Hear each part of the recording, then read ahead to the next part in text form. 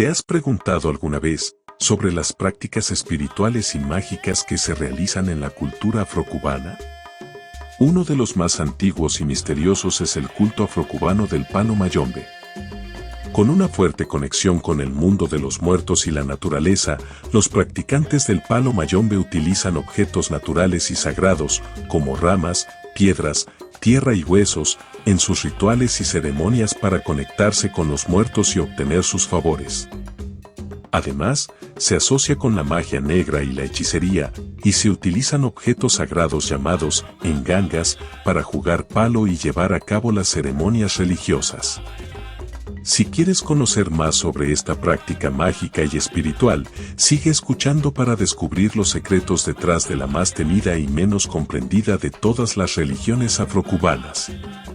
Pero antes de comenzar, quiero invitarte a suscribirte a nuestro canal de podcasts en YouTube, Mundo Yoruba, para que no te pierdas nuestros próximos episodios, donde hablaremos de temas interesantes relacionados con la cultura y la religión.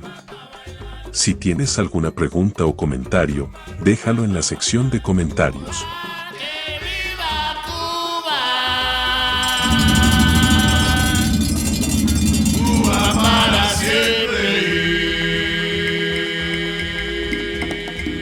¿Qué es el palo mayombe?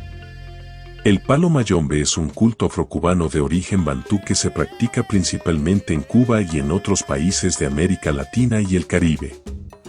Es uno de los cultos afrocubanos más antiguos y se caracteriza por su fuerte conexión con la naturaleza y el mundo espiritual, en especial al mundo de los muertos.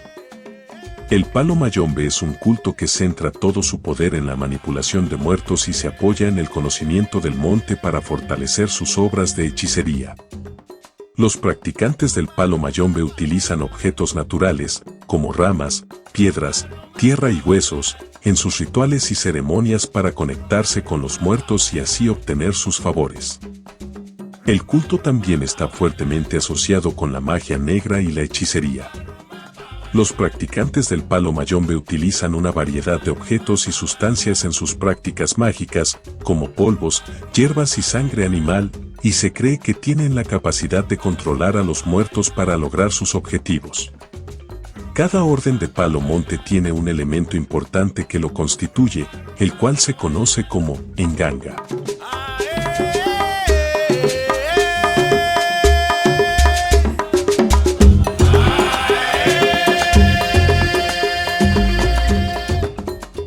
Las engangas son objetos sagrados dentro del palo mayombe, que se utilizan para jugar palo y llevar a cabo las ceremonias religiosas. Se consideran como representaciones materiales del muerto, los espíritus y las energías de la naturaleza.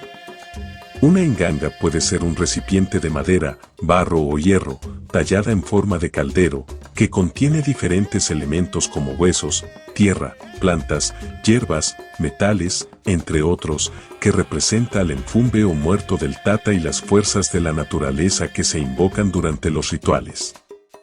Estos elementos son armados cuidadosamente por los practicantes del palo mayombe, quienes creen que cada elemento tiene una conexión espiritual con un determinado muerto o espíritu y con la fuerza de la naturaleza. Las engangas son consideradas como objetos sagrados y poderosos dentro del palo mayombe, y se cree que tienen el poder de curar, proteger y conceder deseos.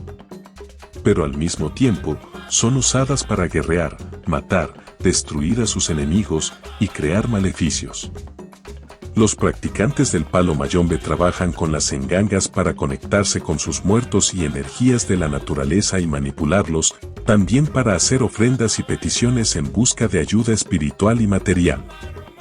Es importante destacar el uso de las firmas, que son símbolos sagrados utilizados para identificar al fundamento, a los espíritus y antepasados, a los que se les solicita el permiso para realizar los diferentes rituales.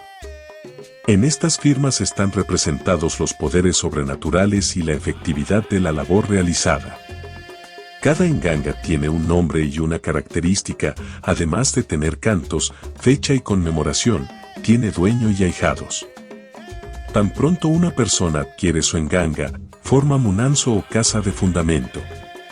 El palo mayombe, entre todas las religiones afrocubanas, es la más temida y la menos comprendida de todas, ya que su poder sobrepasa los límites de la conciencia humana.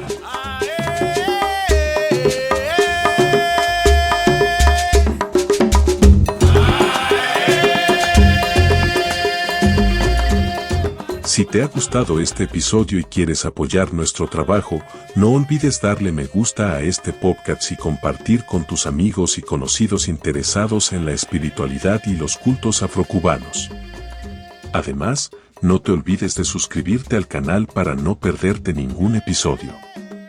Déjanos tus comentarios y sugerencias para futuros temas en la sección de comentarios o en nuestras redes sociales. Nos vemos en el próximo episodio.